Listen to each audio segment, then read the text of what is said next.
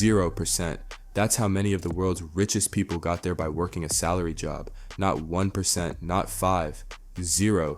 And yet, almost every parent, teacher, and guidance counselor on the planet will tell you the same thing. Study hard, get good grades, find a stable job with good benefits, work for 40 years, retire comfortably. But here's the problem with that advice. It was never designed to make you rich. It was designed to make you useful. There's a difference, and today we're going to talk about it. Let me show you exactly what the numbers say about how real wealth is built, who gets there, how they do it, and what the rest of us are getting completely wrong. Let's start with the data. Look at Forbes' annual list of the world's wealthiest people. Really look at it. At the very top, you'll find names like Elon Musk, Jeff Bezos, Mark Zuckerberg, Bill Gates, Bernard Arnault. What do they all have in common? They didn't collect paychecks. They built empires. Study after study has found that somewhere between 70 and 80% of the world's wealthiest individuals built their fortunes through entrepreneurship, through ownership, through creating something that didn't exist before.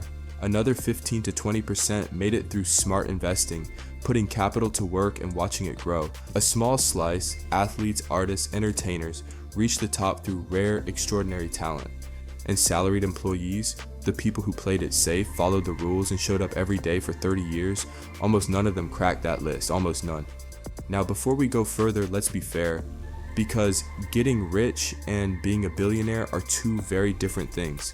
The honest truth is that you can become a millionaire on a salary. It's been done. Teachers, engineers, accountants, the Ramsey Solutions National Study of Millionaires found plenty of them working traditional careers. But here's the catch. They didn't get rich from their salary. They got rich in spite of it. They used their paycheck as fuel.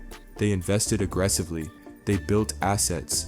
They owned things. As one financial analyst put it, salary is earned, but assets are owned. And wealth isn't built by what you earn. It's built by what you own.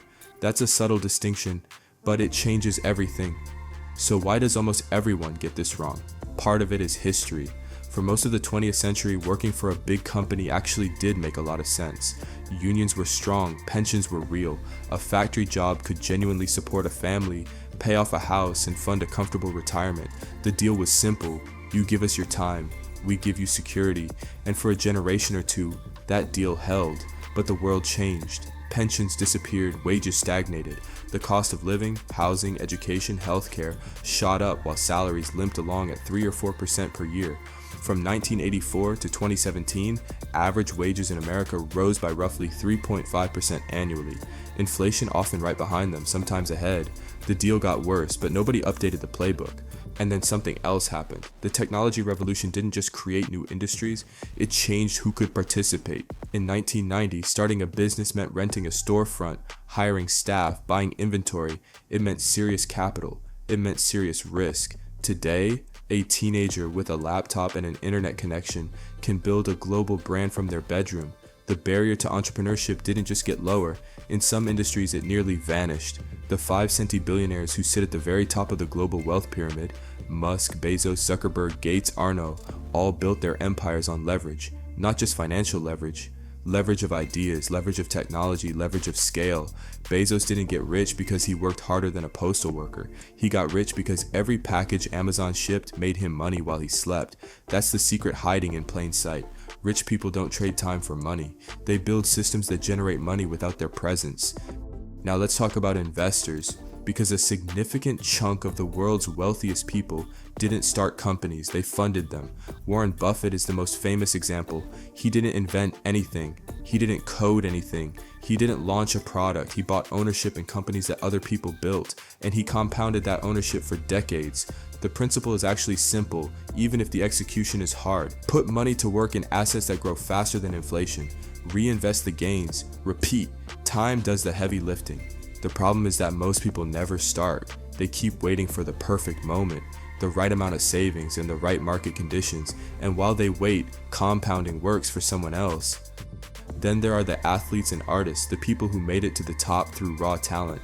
They represent a small percentage of the wealthy, somewhere around 7 to 8%, depending on the study. And here's something interesting about the ones who stayed rich. They didn't stay rich because they were talented.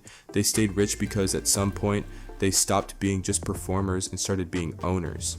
Michael Jordan didn't build $1 billion net worth from basketball contracts. He did it from equity in the Charlotte Hornets, his Nike deal structure, and his own brand. Rihanna didn't become a billionaire from music. She did it through Fenty Beauty, a business she co-owns. Even in the most talent-driven industries, ownership is still the engine. So what does this all tell us? It tells us there's a pattern, a formula almost, and the formula has nothing to do with showing up on time, keeping your head down, or waiting for your annual review.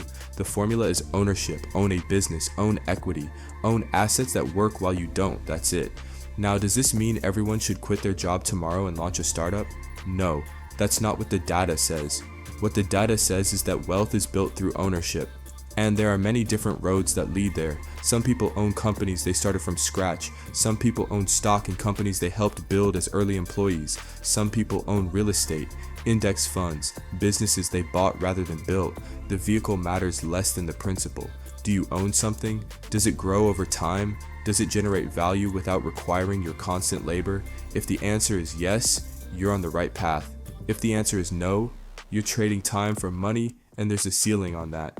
Here's the uncomfortable part of this conversation. The traditional path isn't a scam in the simple sense of the word. Your teachers weren't lying to you. Your parents weren't trying to hold you back. They were passing down the map that worked for them. But the territory changed. The map that got your grandparents to a comfortable life might not get you to the same destination, because the roads are different now. The costs are higher. The competition is global. The rules have shifted. And the people who are winning today aren't winning by following the old map harder. They're drawing new ones. The stat that started this video, 0% of the world's richest people got there through salary alone, isn't meant to discourage you. It's meant to wake you up. Because here's the thing nobody tells you in school. The path to real wealth isn't blocked off. It isn't reserved for geniuses or the well-connected.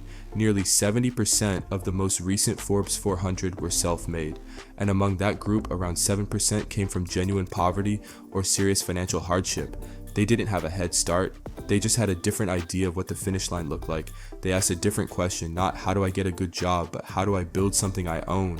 That question changes everything. It changes how you spend your time, how you think about skills, how you look at problems. A good employee looks at a problem and thinks, how do I solve this for my boss? An entrepreneur looks at that same problem and thinks, how many other people have this problem? How do I build something that solves it for all of them? Same problem, completely different lens. None of this is easy, let's be honest about that.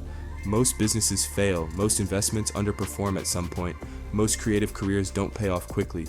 Entrepreneurship is hard, it's uncertain, it requires tolerating risk, failure, and long stretches of no visible progress. But so does working a job for 40 years and hoping your savings hold. The difference is one path has a ceiling and the other doesn't. So here's where I leave you. The richest people in the world didn't find a loophole. They didn't get lucky breaks that aren't available to you. They just played a different game. They understood early that the goal isn't to earn as much as possible. The goal is to own as much as possible. One is a ceiling, the other is a runway. And the longer you wait to understand that difference, the longer someone else gets to use the runway while you stand still. If this made you think differently about how wealth actually works, there's more where this came from. The algorithm will hide this channel if you don't subscribe. So hit that button and let's keep going.